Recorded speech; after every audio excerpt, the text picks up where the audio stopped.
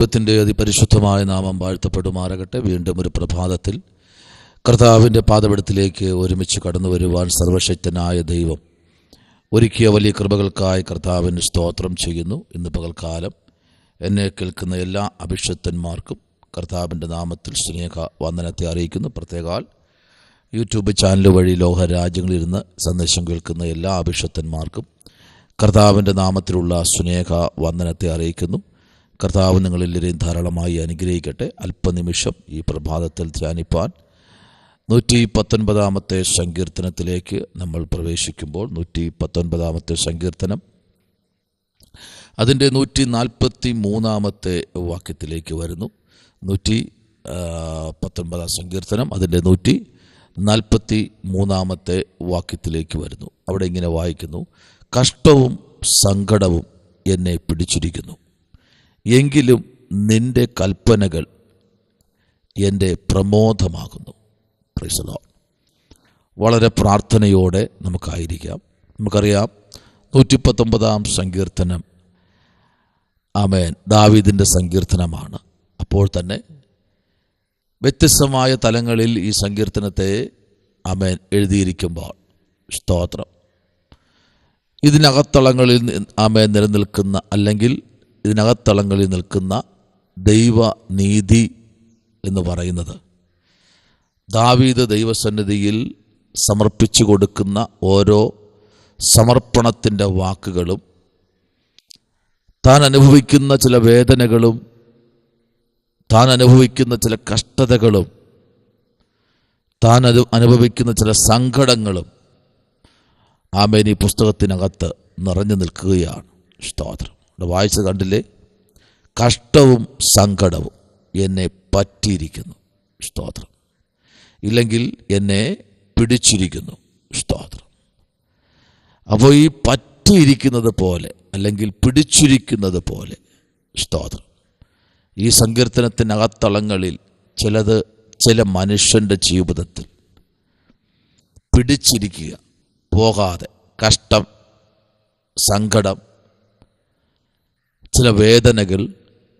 ദാവീദ് വ്യക്തമായിട്ട് ഈ വാക്യത്തെ എഴുതുമ്പോൾ താൻ അതുവരെ അനുഭവിച്ച ചില വേദനകളെ അതിനകത്ത് ആമേൻ കൊണ്ടുവന്നിരിക്കുകയാണ്. സ്തോത്രം. അങ്ങനെയെങ്കിൽ ഈ പ്രഭാതത്തിൽ തന്നിൽ പറ്റിയിരിക്കുന്ന അല്ലെങ്കിൽ തന്നിൽ പിടിച്ചിരിക്കുന്ന ഈ ഒരു സങ്കടത്തെ ആമേൻ താനൊരു സാക്ഷ്യമായിട്ട് നീതിയുള്ള ദൈവത്തിൻ്റെ മുൻപിൽ താൻ കൈമാറുകയാണ്. സ്തോത്രം. എനിക്ക് ഒറ്റയ്ക്ക് ഇതിനെ ഒരിക്കലും അതിജീവിക്കാൻ കഴിയത്തില്ല എന്ന് പറഞ്ഞ് ദൈവസന്നിധിയിൽ രാവും പകലും പ്രാർത്ഥിക്കുന്ന ഒരു ദാവീദിനെ നമുക്ക് കാണാൻ കഴിയും. ആമേൻ. സ്തോത്രം. താൻ വിവിധ തലങ്ങളിൽ വിവിധ സങ്കീർത്തനങ്ങളിൽ ആമേൻ ദിനവൃത്താന്ത പുസ്തകങ്ങളിൽ ഒക്കെ തൻ്റെ ജീവിതത്തെ ഒന്ന് ഏൽപ്പിച്ചു കൊടുക്കുകയാണ്. ഹല്ലേലൂയ. എന്നാൽ നോക്കൂ, ഇതിനകത്ത് 119-ാം സങ്കീർത്തനം 24-ാമത്തെ വാക്യത്തിലേക്ക് വരുമ്പോൾ 24-ാമത്തെ വാക്യത്തിനകത്ത് ദാവീദ് പറഞ്ഞിരിക്കുന്ന ഒരു ദൂത്: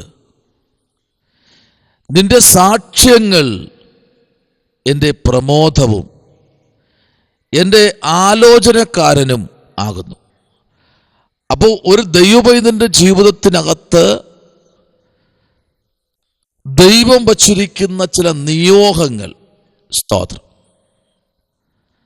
അത് സാക്ഷ്യങ്ങൾ മാത്രമായിട്ടല്ല വരുന്നേ.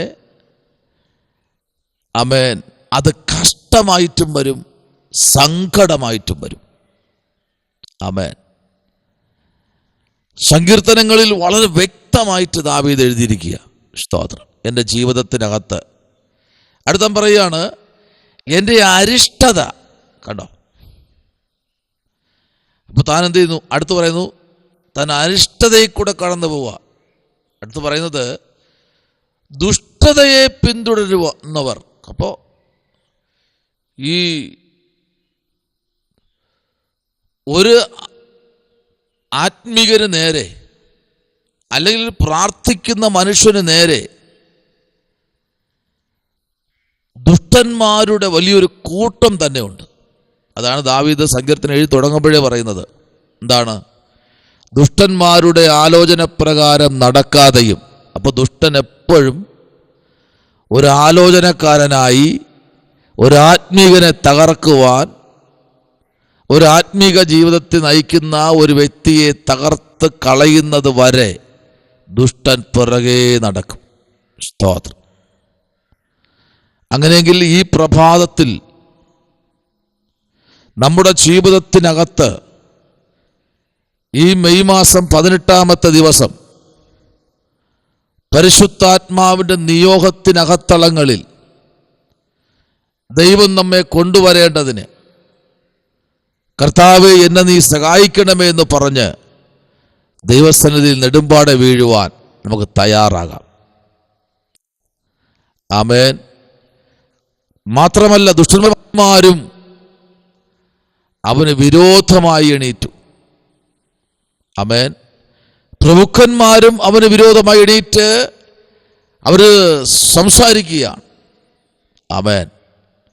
ഒരു അഭിഷക്തനെ എങ്ങനെയൊക്കെ തകർക്കാൻ കഴിയുമോ അങ്ങനെയൊക്കെ ആമേൻ നീതിമാന്മാരെന്ന് പറയുന്നവർ ഒറ്റ മിനിറ്റ് ദുഷ്ടന്മാരാകാറുണ്ട്. സ്തോത്രം. ഹല്ലേലൂയ. അങ്ങനെയെങ്കിൽ ഇന്ന് ദാവീദിന്റെ മനസ്സിനെ തകർത്ത് കളഞ്ഞിരിക്കുന്നു എന്ന് പറയുന്നു. ദാവീദിന്റെ മനസ്സ് എന്ത് ചെയ്യുന്നു? തകർത്ത് കളഞ്ഞിരിക്കുക, തകർന്നിരിക്കുക. എൻ്റെ മനസ്സ് തകർന്നിരിക്കുന്നു 20-ാമത്തെ വാക്യത്തിൽ. അപ്പോൾ മനസ്സ് തകർത്ത് ഉടച്ച് എങ്ങനെയൊക്കെ ദാവീദിനെ തകർക്കുവാൻ കഴിയുമോ? മാത്രവുമല്ല, ഒരു കൂട്ടം കള്ളസാക്ഷികൾ അവൻ്റെ നേരെ എണീറ്റു. ഇന്ന് പ്രഭാതത്തിൽ എൻ്റെ നിങ്ങളുടെ ജീവിതത്തിൽ നിങ്ങൾ പോലും അറിയാത്ത കാര്യങ്ങൾ, ആമേൻ, സ്തോത്രം, കള്ള സാക്ഷികൾ എണീക്കും. പക്ഷെ അവിടെയും ദൈവം തൻ്റെ ആലോചനക്കാരനായി, ആമേൻ, നമ്മുടെ കൂടെ ഉണ്ടാകും എന്നുള്ള കാര്യത്തിൽ ഇന്ന് പകൽക്കാലം മറന്നു പോകരുത്. സ്തോത്രം. മാത്രമല്ല, വിരോധികളെ എൻ്റെ മുൻപിൽ വച്ചിരിക്കുന്നു. കണ്ടോ? ഒരു അഭിഷക്തന്റെ മുമ്പിൽ വച്ചിരിക്കുന്ന വിരോധികളെ. സ്തോത്രം. അങ്ങനെയെങ്കിൽ ഇന്ന് പകൽ, ആമേൻ, നമുക്ക് പറയാം, കഷ്ടവും സങ്കടവും എന്നെ പിടിച്ചിരിക്കുന്നു. Praise the Lord. എങ്കിലും നിന്റെ കൽപ്പനകളിൽ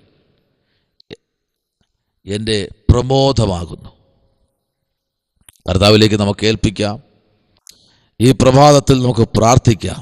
നിന്റെ നീതിയുള്ള വിധികൾ നിമിത്തം ഞാൻ ദിവസം 7 പ്രാവശ്യം നിന്നെ സ്തുതിക്കുന്നു. ഹല്ലേലൂയ. വലിയ കൊള്ള കണ്ടു കിട്ടിയ അവനെപ്പോലെ ഞാൻ നിന്റെ ആലോചനയിൽ ആനന്ദിക്കുന്നു. സ്തോത്രം. Praise the Lord. യഹോവേ, ഇത് നിനക്ക് പ്രവർത്തിക്കുവാനുള്ള സമയമാകുന്നു. അവർ നിന്റെ ന്യായപ്രമാണം ദുർലഭമാക്കിയിരിക്കുന്നു. കർത്താവിൻ്റെ കരങ്ങളിലേക്ക് നമ്മെ തന്നെ ഒന്ന് സമർപ്പിക്കാം. കഷ്ടങ്ങൾ മാറട്ടെ, സങ്കടങ്ങൾ മാറട്ടെ, സങ്കടപ്പെടുത്തിയവരോട് ദൈവം സംസാരിക്കട്ടെ. ആമേൻ. കഷ്ടതയിൽ കൂടെ നടത്തിയവരോട് ദൈവം സംസാരിക്കട്ടെ. പരിശുദ്ധനായ ദൈവമേ, സ്വർഗ്ഗീയ നല്ല പിതാവേ, അനുഗ്രഹിക്കപ്പെട്ട നല്ല പ്രഭാതവേളയ്ക്കായി സ്തോത്രം. ദൈവം ഞങ്ങളെ പിന്നെയും അനുഗ്രഹിക്കണം. കർത്താവിൻ്റെ കൃപയും ഞങ്ങളെ പൊതിയണമേ. ഈ പ്രഭാതത്തിൽ ഞങ്ങളുടെ ജീവിതത്തിലുള്ള എല്ലാ കർത്താവെ കുറവുകളെയും കർത്താവ് ക്ഷമിക്കണം. ഞങ്ങളെ നീതിയോടെ നടത്തണമേ അപ്പ, ഉന്മയോടെ നടത്തണമേ. ഞങ്ങൾ കഷ്ടതയിലും ഞങ്ങൾ വേദനയിൽ കൂടെയും സങ്കടത്തിൽ കൂടെയും കടന്നു പോകുവാൻ സ്വർഗ്ഗം ഇടയാക്കരുതേ അപ്പ. അവയിൽ ഞങ്ങളെ കർത്താവ് സഹായിച്ചാട്ട് കൃപയിൽ മറയ്ക്കണം. യേശുവിൻ അൻപുള്ള നാമത്തിൽ തന്നെ. ആമേൻ, ആമേൻ, ആമേൻ. God bless you. ഈ വചനങ്ങളാൽ ദൈവം നിങ്ങളെ അനുഗ്രഹിക്കട്ടെ.